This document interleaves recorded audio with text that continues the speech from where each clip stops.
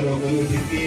ઈશારામાં શ્રી લવિંગજી અને દેવજી બંને એવા કામ કરે કે રાધનપુર નગરને એવું બનાવે કે સરકારને એમ થાય કે હવે રાધનપુર જિલ્લો બનાવવો જ પડશે એવા સપના આપણે જોઈએ અને માલિક આપણા સપના પૂરા કરે અને સપનામાં તમે 10ના ભાગીદાર બનો અને એથી વિશે 10ના ભાગીદારો આપણને માંગવા આવે છે એ બને અને આપણે સાથે મળી અને આપણા વિકાસના કામો કરીએ એમાં આપણે બધા સાથે હવે મારી વાત હું પૂરી કરું છું ખાસ કરીને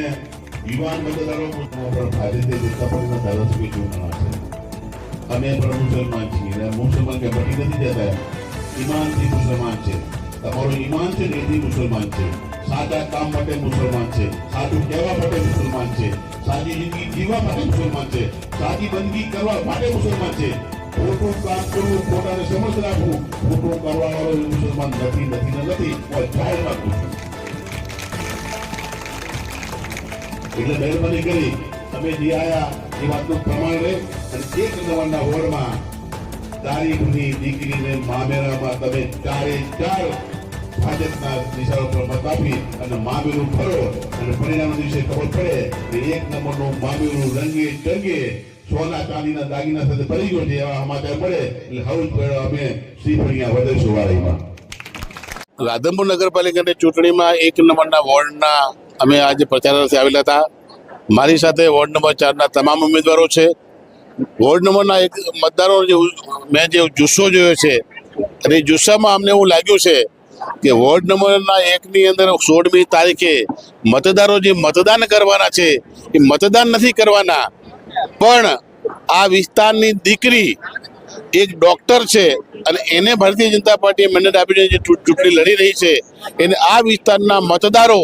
મામેરા તરીકે મામેરામાં 4 વોર્ડના 4 જણને ભાજપને મત આપી અને એનું મામેરું રંગે ચંગે ભરી અને 1 નંબરના વોર્ડના 4 ઉમેદવારોને જીતાડશે એવો બધો મતદારોએ અમને જુસ્સો બતાવ્યો છે અને ખાતરી આપી છે દત્તક લેવાની તમે વાત અને હા આ વોર્ડ નંબર 1 વર્ષોથી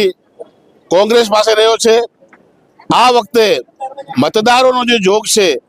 અને આ વિસ્તારના જે ઉમેદવારો છે એ ઉમેદવારો પ્રત્યેનો જે વિશ્વાસ છે એ જોતા અમને એવું લાગે છે કે 1 નંબરનો વોટ પણ ભારતીય જનતા પાર્ટીના 4 ઉમેદવારો જીતવાના છે અને જ્યારે 1 નંબરનો વોટ ભારતીય જનતા પાર્ટી જીતતી હોય ત્યારે હું માનું ત્યાં સુધી રાધનપુર નગરપાલિકાના તમામ વોર્ડો પછી ભારતીય જનતા પાર્ટી જીતશે એટલા માટે કરી અને અમે નગરજોના અમારા ભારતીય જનતા પાર્ટીના આગેવાનો MLA શ્રી અને બધાને વિનંતી કરી છે મતદારો વતી કે 1 નંબરનો વોટ